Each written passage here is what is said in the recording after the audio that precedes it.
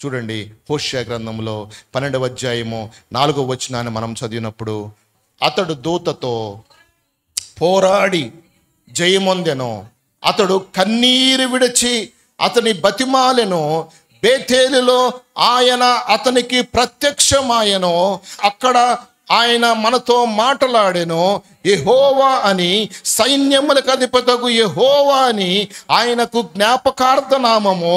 కాబట్టి నీవు నీ దేవుని తట్టు తిరుగువలెను, కనికరమును న్యాయమును అనుసరించుచు ఎడతెగక నీ దేవుని యందు నమ్మిక ఉంచుము అని మనము వాక్య భాగంలో జ్ఞాపకం చేసుకుంటూ ఉన్నాం. అతడు దూతతో పోరాడి జయమొందెను, అతడు కన్నీరు విడిచి అతనిని బతిమాలెను, బేతేలులో ఆయన అతనికి ప్రత్యక్షమాయెను. ఎవరు దూతతో పోరాడి గెలిచింది? దేవుని యొక్క వాక్య భాగం. ఎవరు దూతతో పోరాడి గెలిచింది? మనందరికీ తెలుసు, దూతతో ఒక వ్యక్తి పోరాడి ఫైట్ చేసి గెలిచినటువంటి వ్యక్తి మనందరికీ తెలుసు. ఎవరు ఆ వ్యక్తి అని మనం చూసినట్లయితే చూడండి, పరిశుద్ధ గ్రంథంలో మొదటి ఈ యొక్క ఆదికాండ గ్రంథంలో మనం చూస్తే 32వ అధ్యాయంలో మనం చదివినట్లయితే అక్కడ 28వ వచనంలో మనం చూస్తాం కదా. యాకోబు దేవుని సన్నిధిలో 28వ వచనాన్ని మనం చూసినట్లయితే, అప్పుడు ఆయన, నీవు దేవునితోనూ మనుష్యులతోనూ పోరాడి గెలిచితివి గనుక ఇక మీదట నీ పేరు ఇశ్రాయేలే గాని యాకోబు అనబడదు. అంతేగాక అప్పుడు యాకోబు, నీ పేరు దయచేసి తెలుపుమనెను. అందుకైన నీవు ఎందు నిమిత్తము నా పేరు అడిగితువని చెప్పి అక్కడ అతనిని ఆశీర్వదించెను. యాకోబు, నేను ముఖాముఖిగా దేవుని చూసి తిని ఆయనను నా ప్రాణము దక్కినదని ఆ స్థలమునకు పెనుయేలు అను పేరు పెట్టెను.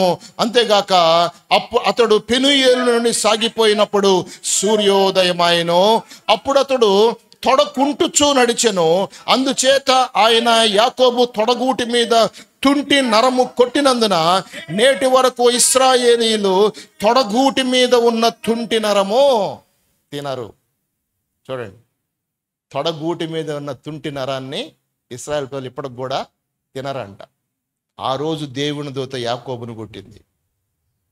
యాకోబు అంటున్నాడు, నీవు నన్ను దీవిస్తేనే గాని, నీవు నన్ను ఆశీర్వదిస్తే నిన్ను విడిచిపెడతాను.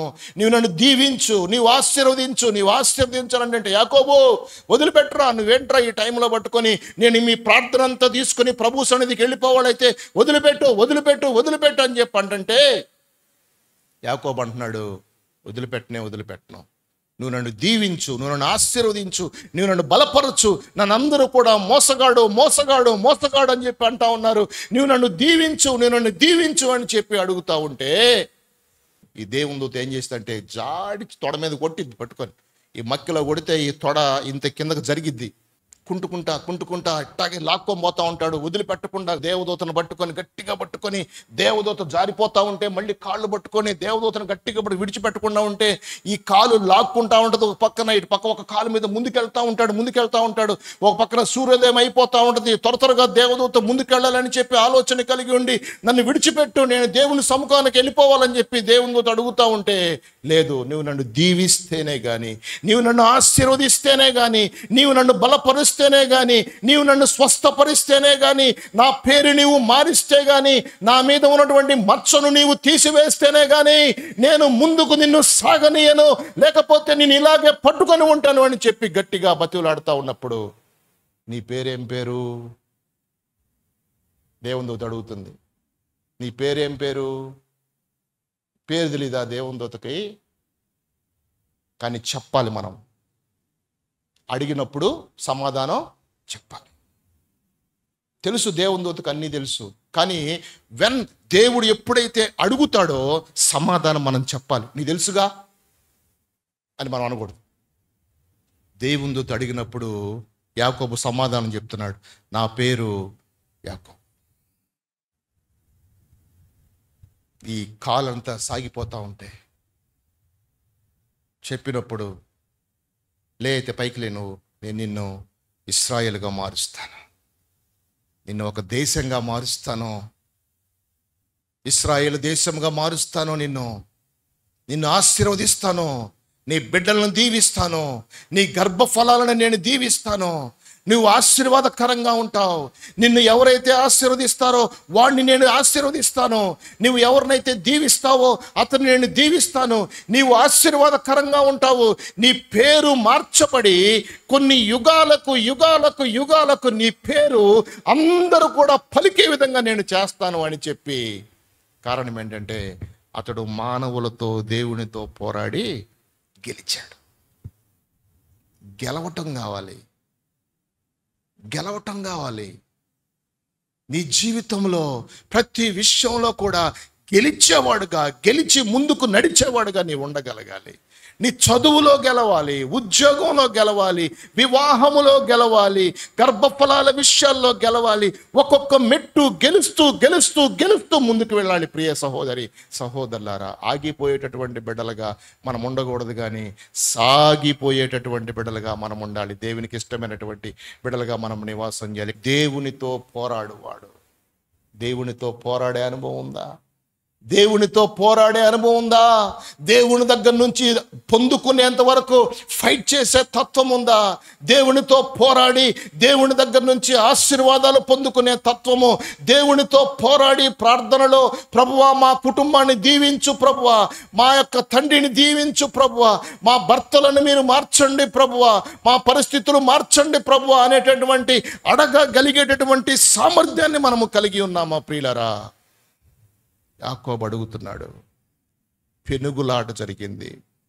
యాకోబు దేవదూతల పాదాలు విడిచిపెట్టట్లేదు. గట్టిగా పట్టుకొని అడుగుతున్నాడు, నీవు నన్ను దీవిస్తేనే కానీ, నీవు నన్ను బలపరిస్తేనే కానీ. అవును, అందుకే దేవుడు చెప్తున్నాడు కదా, నీవు దేవునితో మనుషులతో పోరాడి గెలిచితివి గనుక ఇక మీదట నీ పేరు ఇశ్రాయేల్, అంటే ఫైట్ చేసేవాడే ఇశ్రాయేల్. ఎంతోమంది ఇశ్రాయేల్ దేశం మీద దండెత్తుతూ ఉంటారు, ఎవరు కూడా గెలవరు. చిన్న దేశం, ప్రపంచ పటంలో మనం చూస్తే అన్ని ప్రాంతాల కల్లా అంతా కూడా చూస్తే, గ్లోబ్ మనం చూస్తే చిన్న ప్రాంతం ఉంటుంది సెంటర్లో, అదే ఇశ్రాయేల్ దేశం.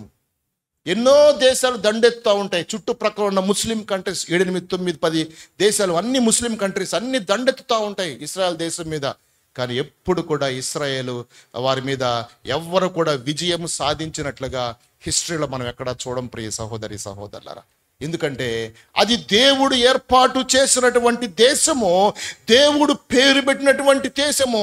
అందుకే వారి దేశంలో టెక్నాలజీ కానీ, వారి దేశంలో శాటిలైట్ వ్యవస్థ కానీ, వారి దేశంలో మిలిటరీ వ్యవస్థ కానీ, వారి దేశంలో ఉన్న నేవీ వ్యవస్థ కానీ, వారి దేశంలో ఉన్న రక్షణ వ్యవస్థ కానీ, వారి దేశంలో ఉన్నటువంటి పంటలు పండించే తత్వము కానీ అంతా కూడా ప్రపంచమంతా కూడా ఆ దేశాన్ని చూసి నేర్చుకోవలసినటువంటి ఆవశ్యకత ఎంతైనా ఉంది ప్రియులారా.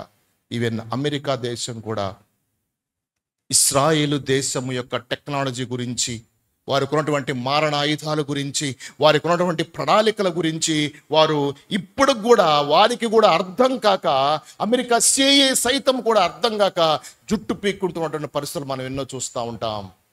ఎందుకంటే దేవుడు దానికి పేరు పెట్టాడు, దేవుడు దానిని దీవించాడు. చాలా తక్కువ పంట పొలాలు ఉంటాయి, అంత ఎడారి ప్రాంతం ఉంటుంది, తక్కువ పొలాలు ఉంటాయి. తక్కువ నీటితో మంచి ఫలాలు ఎలాగ పండించవచ్చో టెక్నాలజీ వాడు కనుక్కున్నారు. తక్కువ నీటితో బిందు సేద్యం అనేటువంటిది ప్రారంభించింది దాదాపుగా ఇజ్రాయెల్ ప్రజలే. అంతకుముందు మనకు తెలియదు. అంతకుముందు మనకందరికీ కాలువల్లో నీళ్లు పెట్టేటటువంటి వారు, బావుల్లో నుంచి ఇంజిన్లు పెట్టి నీళ్లు పెట్టేటటువంటి వారు. కానీ ఇజ్రాయెల్ ప్రజలు బిందు సేద్యాన్ని ప్రారంభించినటువంటి వ్యక్తులు. ఒక్కొక్క డ్రాప్ ఒక్కొక్క చుక్క ఆ కాండము దగ్గర నీళ్లు పడతా ఉంటే ఆ మొక్క ఎదిగి ఆ సంవత్సరం అంతా సరిపడేటటువంటి పంటని ఇస్తుంది ప్రియులారా. మనం 3 నెలలు వరి ధాన్యాలు మనకు పండితే అవి ఒక పంటను మనము కోస్తూ ఉంటారు మన రైతులు, వాటిని సంవత్సరం అంతా వాడుకోవచ్చు ఒక్కొక్కసారి. అలాంటి సేద్యాన్ని వారు ఆ దినాల్లో ఎప్పుడో ప్రారంభించారు ఇశ్రాయేలు ప్రజలు. దేవుడు అందుకే దానిని దీవించి ఆశీర్వదించినట్లుగా మనం దేవుని యొక్క వాక్య భాగంలో జ్ఞాపకం చేసుకుంటాం. అతడు పోరాడి గెలిచాడు. పోరాట పటిమను కలిగి ఉండవలసిన ఆవశ్యకత ఎంతైనా ఉన్నది.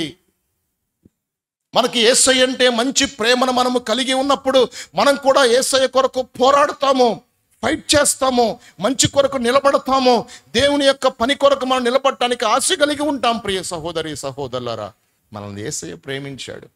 క్రీస్తు ప్రేమ నుంచి మనలను ఎడబాపేవారు ఈ భూలోకంలో ఎవరు ఉండకూడదు ప్రియులారా.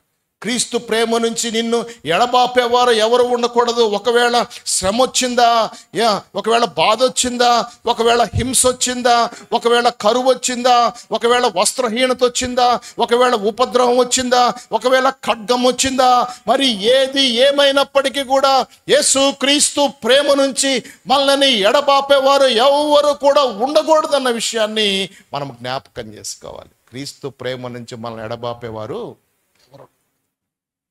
బిజీగా ఉండవచ్చు. ఎన్నో పరిస్థితులు మనల్ని క్రీస్తు ప్రేమ నుంచి దూరం తీసుకొని పోవాలని ఎన్నో పరిస్థితులు మన మీదకి రావచ్చు ప్రియ సహోదరి సహోదరులారా. కానీ పౌలు గారు చెప్తున్నారు కదా, క్రీస్తు ప్రేమ నుంచి మనల్ని ఎడబాపే వాళ్ళు ఎవరు కూడా లేరు.